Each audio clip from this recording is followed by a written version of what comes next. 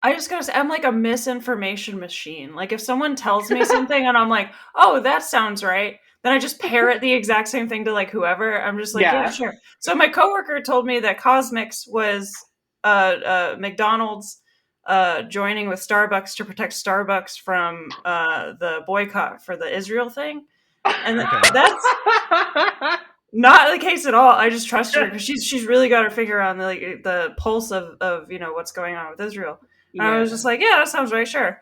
And I just looked it up, and it's actually just they're trying to compete with Starbucks and take advantage of. Oh God. Oh, okay. They're not like actually No. doing it. Okay. It's a The completely worst.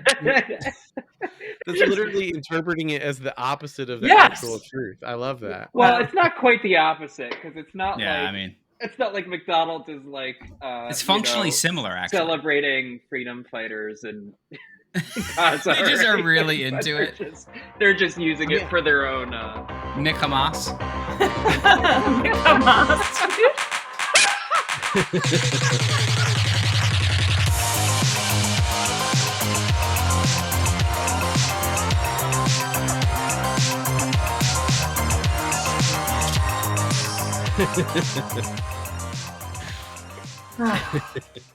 Well, I'm glad we could touch back on Cosmix, and I guess are we boycotting them then? Is that what this is about? I don't boycott everybody. fucking boycott, divest. Put your. I mean, we're talking about boycotting Cosmix because I think that matters less than boycotting Starbucks. Yeah, because it's like obviously the company that's directly supporting Israel, you should not give money to. Yeah, and I think like this is the thing with boycotting. There are so many different sources of information that are contradicting one another, and I'm not sure. But I have generally been following the BDS movement, which I'm not sure if that's the right thing to be doing or not. What is the BDS movement? I'm sorry. The boycott, divestment, and sanctions movement. They they have very like an organized list of companies to boycott. It's a very small list. Whereas you'll see a lot of infographics which will say, well, Burger King has money in Israel, don't go to Burger King. McDonald's does, but like I think the idea is that if a boycott is too widespread, people will not people won't know what to do. They'll get confused. They'll lose interest very quickly. So they just hit the big ones. Right. Yeah. And I gotcha. do believe trying to find their... It's very difficult to do. I mean, I would imagine it's like detangling global capitalism to like try and boycott specific. I mean, I'm not saying we shouldn't try, but that's got to be difficult to avoid every company that's directly supporting Israel. Yes. A literal client state of the United States. I think the problem is that it kind of like makes you think, oh, that we know everyone's investments and everything, and you just don't. Like, there's so many different ways that, okay, the company itself doesn't support it, but the CEO does by way of back channeling all this money. Like you really can't know. I mean, I commend people for taking those efforts. I get so frustrated because I see all these boycotts and I see how little difference they make that I just feel bad for people that are taking on like consumerist, crucifixion. Like, I will refuse to go do that thing. I'm taking this sacrifice on myself. And then like I see fucking Chick-fil-A with the lines out the fucking streets. Streets will be backed up because people are still willing to buy the chicken. Right. Act as if, oh, we're going to boycott them because they don't support LGBT rights, and I'm like, I don't think it's working, you guys. Like, I'm not saying go buy the chicken, but also like it's kind of like veganism, and because it's just like you personally making your personal choices isn't going to make that much of an impact. But I do understand like not consuming that product because you don't agree with the product. You know what I mean? Like it just if it helps you sleep better at night, hell yeah, cool. Yeah.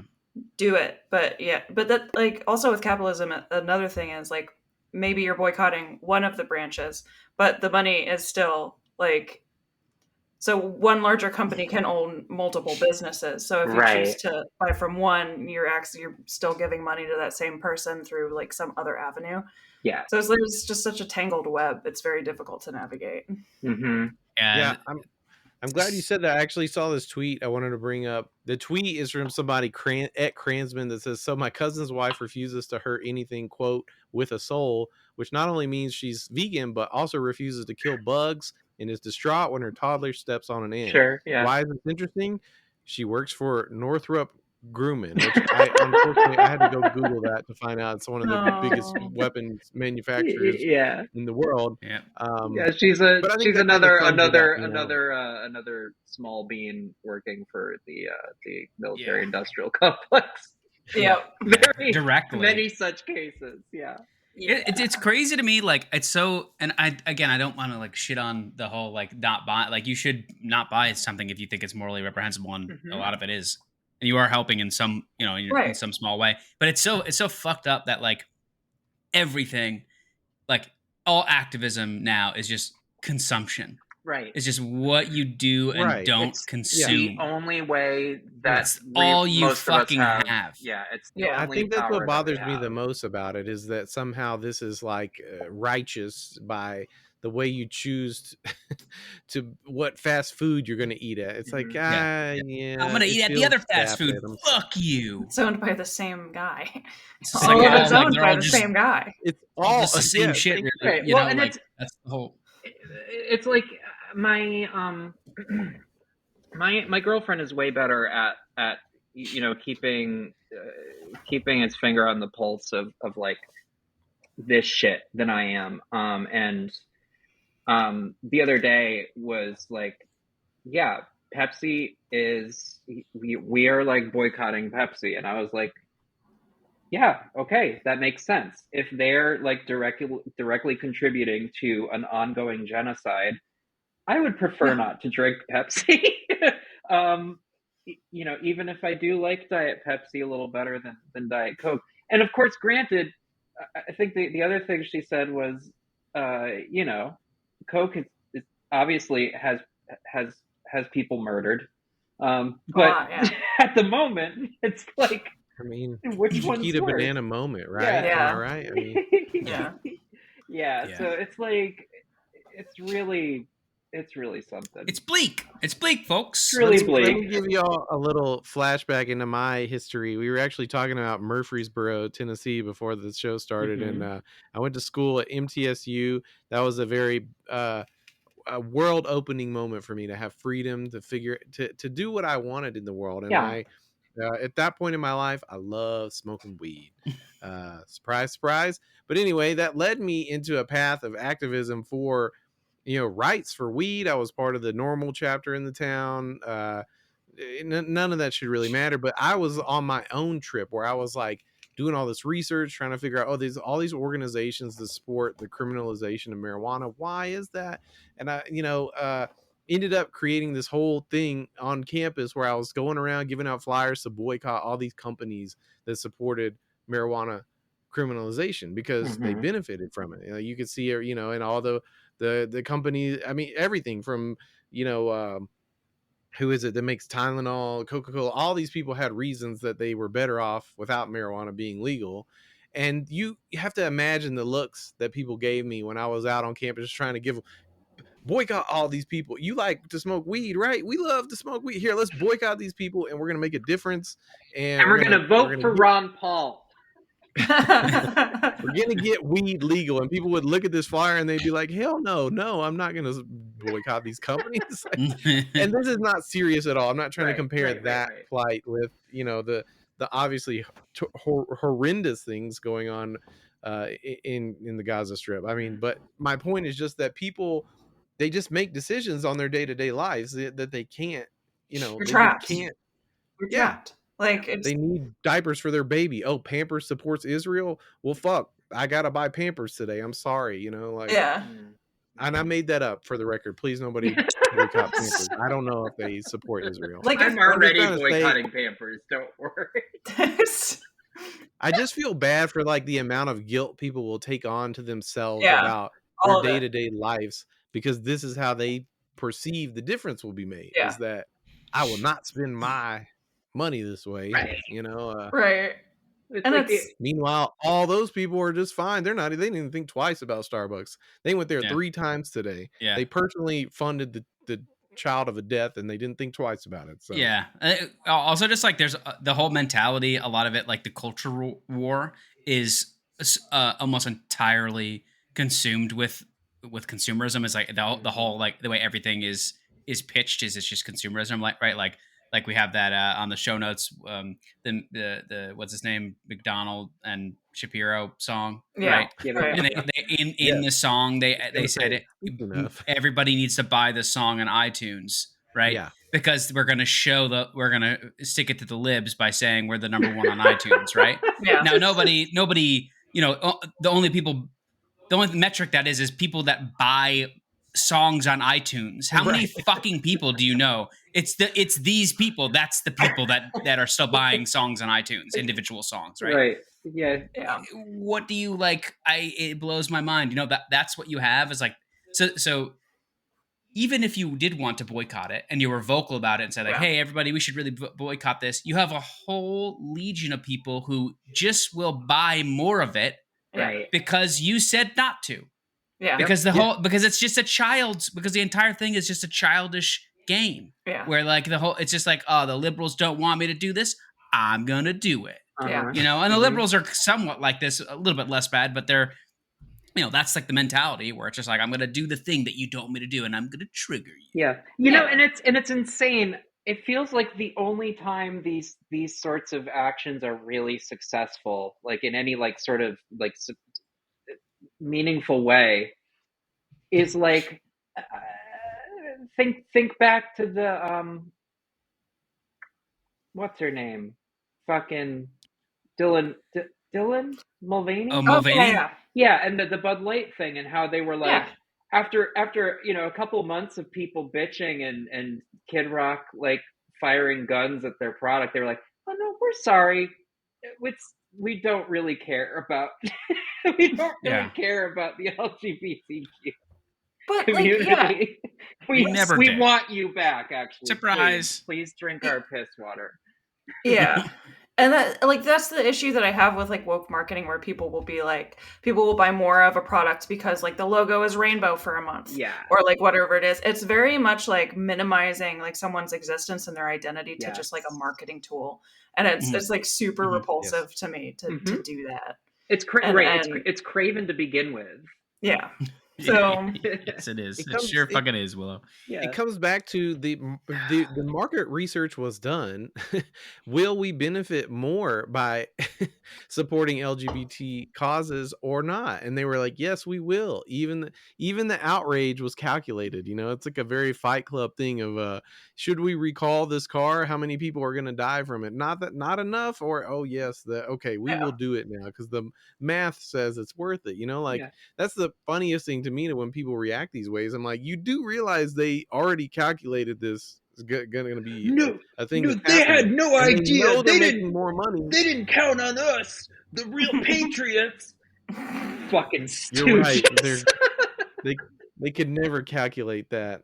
Patriotism. No, it's never can't be quantified. It's not the most fucking predictable reactionary thing in the entire world.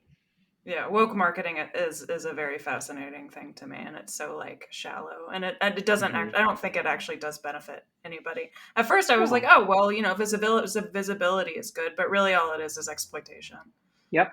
Yeah, absolutely. Yep. Yeah, I mean, they never did this with the hopes of supporting anyone. Well, they just thought there's enough people that support that cause that they'll buy our shit if we do that. Or buy it and set it on fire. Still buying it. Yeah. There's a tipping point, I think, though. I mean, I think anything that grows into a sort of a beast like this, like, did start at some point as a good-hearted, you know, there was probably fucking, okay, bad example at this point in time, but like Ben and Jerry were probably like, hey, it would be cool if we got a little gay with it, and then like, you know, some other companies were like, oh yeah, that didn't hurt them too bad, we like gay people too. And then eventually it was like every single fucking company, including fucking Raytheon, is changing their goddamn profile picture to a rainbow during June. Yeah. It's like, fuck. It's a clown world. It's a clown world we live in. It's a rainbow-colored clown world, and I mean that with the utmost respect is my favorite. to rainbow clowns.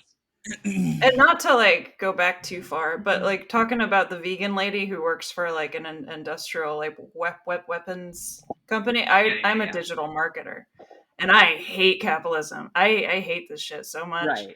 Right. So I'm very good at my job. I think most people in 2024 embody the sentiment that there's no ethical consumption under capitalism. I think it can't be understated. It's just how awful it is. Like, I'm sorry. That's why I try to be like, hey, maybe don't take the whole boycotting thing too seriously. Yeah, like maybe cut yourself a little slack if you're making like under the, you know, if you're counting on getting a tax return, if that's the income level you're at, like maybe just be okay to buy whatever you want. Like you don't need to worry about where your capital's going, because I assure you it is absurdly, grotesquely outweighed by the people of the world that can do whatever the fuck they want. It's not all your it's not all your fault. Just remember, it's not all your fault, and it's okay to like slip up sometimes, and you can't put it all on yourself because you're just such a small little ant in this whole process. Yeah. Exactly. And there's like the whole thing is built to obfuscate the whole thing, so you don't even know what you're buying. Really, like like everything is so exploitative that it doesn't matter if you shop at this particular store or that one. The same people are probably going to get the money anyway, right? Or like, you know, might not even be same class of people. Right, exactly. It might not be the same parent company, but the two parent companies probably both have a lot of the same investors. And a lot of those investors probably you see as being enemies of each other, yet they own companies together. It's fucking fascinating. It really is. But like, I'm very much political parties. Yeah, exactly. We're all buds. Yeah, it's all the same. Pretty grim. You got something less bleak for us, Phil? Maybe something about diapers, shitting, farting, cum? Oh gosh, the show notes are so light on all those things. No shit, no cum, no. Okay. I'm sorry. I take it back. There is a great diaper article. Thank you for mentioning that the Swifties are taking to the habits of Tool fans and strapping on diapers so they miss not a single moment of the Eras tour. I don't know, whatever it is. You just go see her on now. Hell yeah. But to take it to another level, I guess there's a whole movement of people on the internet photoshopping diapers onto Taylor Swift in like solidarity with the Swifties who feel the need to wear diapers. Well, I mean, you know, and I didn't do any in-depth reporting on this. I saw a single meme. I think it was from Sarah Wolf. And it looked like it came from a legit source because she said, "Today I learned," and then she kind of slapped it all on one meme. But hey, you know, if Tool fans can do it, why can't Swifties? I mean, if I'm going to go listen to an 18-minute song from James Maynard and I don't know. What is his name? Maynard? I can't remember. Maynard Keenan James. There we go. James, there it is. James Keenan. Then why can't Swifties piss their pants to listen to, you know, That's Shake true. It Off? Well, to be fair, Tool fans are already all strapped up with diapers. That's been a, you know, it doesn't matter if they're at a show or just sort of listening to, you know, but they're shitting their pants. It just is happening because of the music. Exactly. I want to know, Ashley is the voice of authority on Taylor Swift. Is there a certain portion of a Taylor Swift concert you would absolutely be willing to wear a diaper to make sure you didn't miss, or is it just not like the tickets are like $1 million? Yeah, I'm gonna wear an adult diaper. I'm not gonna miss a single second. I'm gonna check myself. Yeah, the whole time. Yeah, that's the best part. I mean, that's an excuse to shit myself at a concert. Fuck yeah. I saw this on the show notes. Just I thought it was like dancing and just going. No one even knows. I'm just fucking shitting my pants. I thought it was It's a fetish fucking thing. empowering. And I mean, if shitting in an adult diaper is so much worse. Sure. Yeah, I imagine. Yeah. I gotta say, and and it does extend to the memes about Taylor wearing a diaper, which I'm sure she actually isn't, but I would in her position too, because what is it? It's like a 3-hour show, right? Yeah. Like I would wear a diaper up there. I would piss as many times as I could up there. Willow, have you never played a show that you didn't take a piss for 3 hours? I mean, I definitely. It's hard, but I've done that. No, I usually just piss my pants though. But the diaper thing is actually this is actually very good information for me. I'm learning. Well, the thing is, we played in different types of bands. See, in my bands, I could give a drum solo to the drummer, and I'll be like, "Keep it up, brother. I'll be right." Like that's when you do that respectful move where you like sit down to give like the spotlight to the drummer. Yeah, like, it's his solo. I'm gonna sit down and put my instrument down, but then you sneak away and piss, and you come back and you're like, "Oh fuck, he's on fire!" Like, "Oh shit!" Like nobody noticed. You just disappear for like 3 minutes. Yeah. No, exactly. I didn't research this, so I apologize. It could be totally false. I googled it and I saw a bunch of Photoshop pictures of Taylor Swift in a diaper. So yeah. There you go. Yeah, you're right. I do think it's worth mentioning as someone who covers AI news. I'm forced to do it every day. Taylor Swift has been one of the strongest movements in the AI image generating crowd because so many people were doing deepfakes of her that X had to turn off searches for Taylor Swift. Period. You couldn't search. Insane.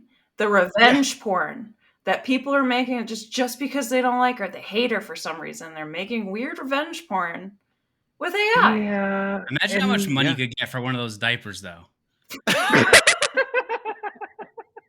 Man. I'm talking that's a lot of money. That's money on the table, baby. If I had one, I would sell it for like, I don't know, 10 grand easy. And I might have one. I don't know. I'm glad well, somebody has their finger on the pulse of the diaper market, the Taylor Swift diaper market. We've actually discussed this before on this podcast because we used one of these that was going around with Oscar Grouch and Taylor Swift. And we kind of, I think we joked about it, but then we also parsed it out on a later episode that like, hey, that wasn't cool. Yeah. And we already talked about that. And we're all kind of on the same page that like, yeah, this shouldn't be a thing. Like making AI images of people against their, without their consent, which I can't imagine who's consenting to this. It's pretty much always against their consent at that level. But it was interesting. It was like almost exciting to me to see the pushback because somebody of such influence was a victim of it. That people were like, hey, maybe we actually need to check this AI shit, I was like, it would be Taylor Swift. It would be Taylor Swift that would actually stop the AI image out of all the shit. Hundreds of artists have been like, no, this fucking sucks. We need to shut this down. Yeah. Nothing has happened. Taylor Swift though, you fucked up. You just fucked up. Yeah. Like they're gonna kill them all. Like yeah. I will say if it had been Beyonce, it would have been a literal war, I think. So oh god, that probably would have been even worse. Well, it's also a lot worse than all this too. So this is crazy, but I actually they're gonna think about the fact that you can generate any image, right? Like all you have to do is train these things and you can do it. There are people that are actively making child pornography right now, and they're gonna make terabytes of this shit. Yeah. And there's nothing anybody can really do about it, right? Because how would you stop it if it's run locally on your computer? I don't know. I have no idea. Yeah, well, it's already, thank God, it's already been established for people that are doing that it's the same as just, what other methods there are for child pornography. Like you're still as guilty for doing it with AI engines as you would be for the real. And I'm not even going to use that word. I'm going to backtrack. by saying that, like, good, you should be like, if you're using a Stable Diffusion or something on your computer to make all that shit, if it's found on your hard drive, I think it's great that you would be prosecuted to the level of anyone else that's, you know, getting it from real sources. I mean, well, I mean, I've always that's felt kind of this way. weird. I've always felt this way about like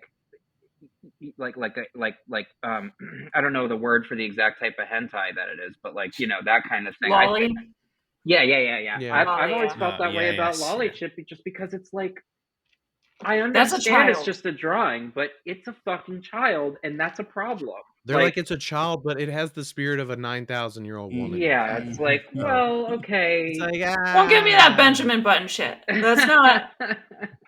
That's not okay. It's still a child. Since it's all fictional, can we just not look at a child's naked body? Would that be okay? Sure, in the fictional yes, you world? have so many choices. Yes, exactly. Stop jerking off to kids. Why is it always that? You know, it just feels like there's a lot of artistic choices, you know, creative choices you can make, but it's always the child of a body of a child. Yeah, feels weird. Pretty fucked up. Weird choice. Yeah, deeply disturbing.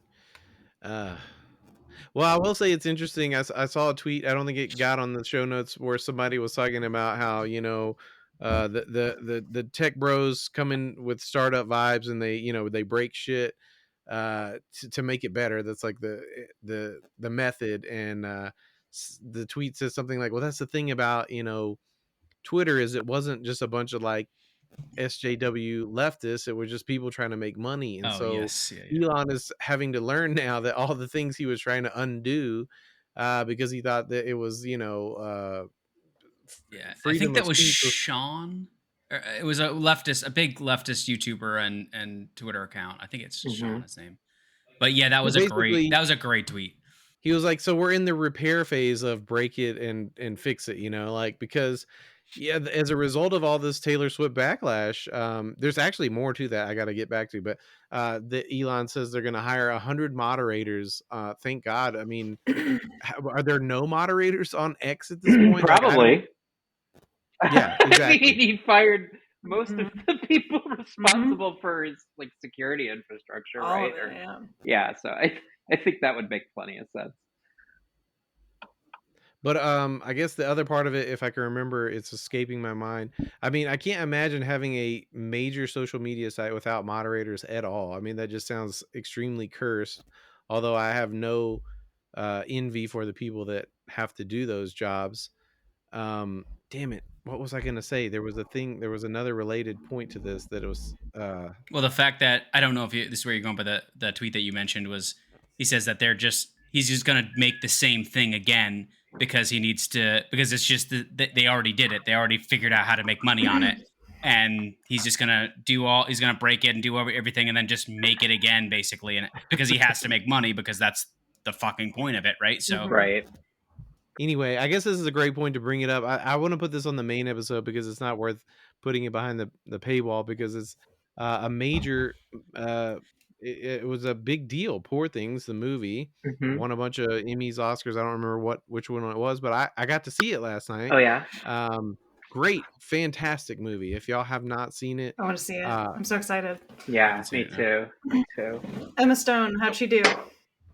Oh my God, she deserves all the awards that she got. I mean, so I won't spoil the movie other than to say that all the layers of this movie are all done so exquisitely well, from the acting, writing, set, you know, everything is, I mean, but it is such a visceral movie that I went to see it at Alamo Drafthouse last night, where, you know, you can have food and drinks with your movie, so you can eat dinner while you watch it. Not the greatest movie to eat dinner to. On top of that, so like I knew about it because I'm very online, and I couldn't not know about all the things that happened. But my wife didn't really know. In fact, like a couple weeks ago, we were gonna watch it because she thought we could get it on Amazon Prime or something like that. I'm like, I just stayed quiet. I was just like, okay. I was like, let me see how this works out, because I don't think it's out yet, but I'm not gonna. So she did look for it, and it wasn't, because I knew it was still in the theater. So I was like, okay, cool. Well, we should try to go see it. So we did.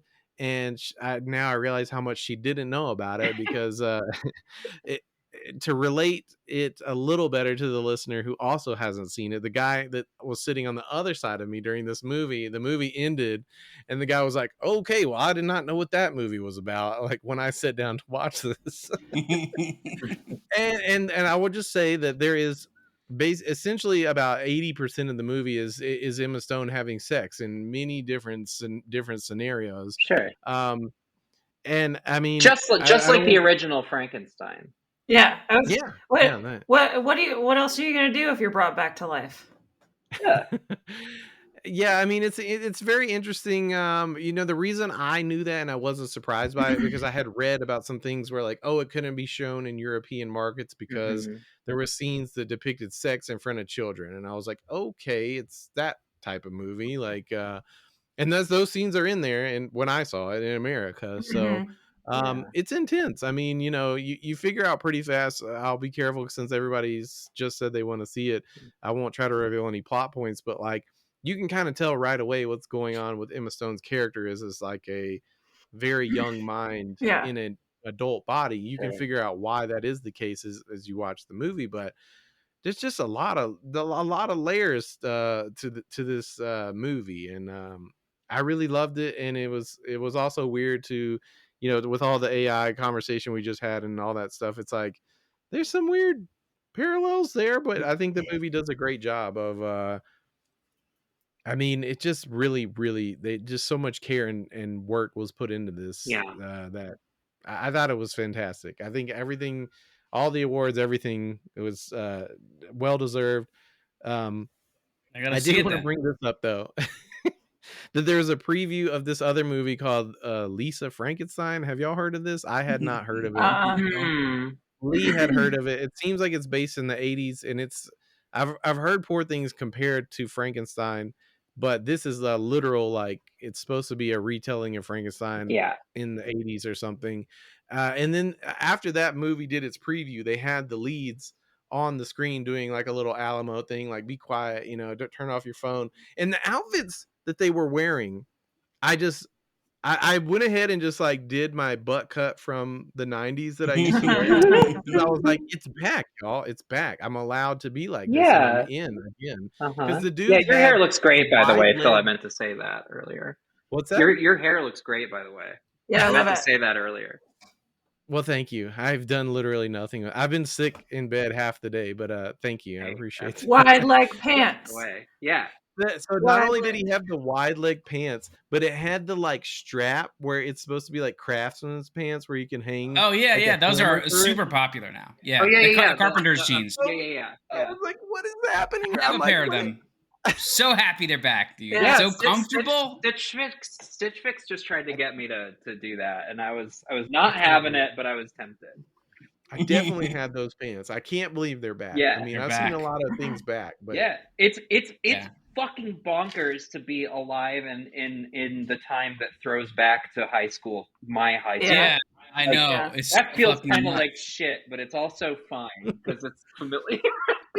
Dude, watching the teenagers wearing like giant corn t-shirts and like Jinkos and shit, Jinkos, like Air Force Ones and shit. It's like straight out of like 2001, 2002, blowing my fucking mind, man. That fucks with me. Well, it's and it also that kind of makes me think back to how insane I thought adults were. When I was like in middle school or whatever, like, and I would wear like a Jimi Hendrix t-shirt, and they'd be like, "Oh wow, I didn't think you knew. We're buddies now because I used to listen to Jimi Hendrix too." And like, I'm so tempted to be like, "Oh yeah, fuck yeah, Slipknot, bro," and it's like some 12-year-old kid. Yeah. Like, you can't talk to them. I saw them back in 01. Yeah, Family Values Tour 98, bro. Fuck yeah. Well, we will continue to reminisce about days gone by on the bonus episode because we've run over for another mainline episode. So thank you all for tuning in. Please join us on the bonus feed on Patreon or Spotify. And if you can't do that, I understand. Just join us in the Succ shame posting. That's a good one. I've said that before. The Succ shame posting. It's the same as the Succ shame posting, but different. Yeah, and also the Discord is popping sometimes. I was in there just a couple days ago, so join me there. Anyway, we've got lots of other things we haven't talked about, such as the no media owning girlfriend, the thrash metal drummer who cost Elon Musk $56 billion, the Justin Bieber challenge, and much more. Vince McMahon's terrible tweets. I gotta make Matt read those. I just feel like Matt would be the best. Oh, wait, I'm the down. text messages? Yes. The text messages, yes. I want Matt to read those for the bonus episode. All right, everyone, we're signing out for tonight. Thanks for tuning in. Good night. Good night. Bye. Good night. Later, guys.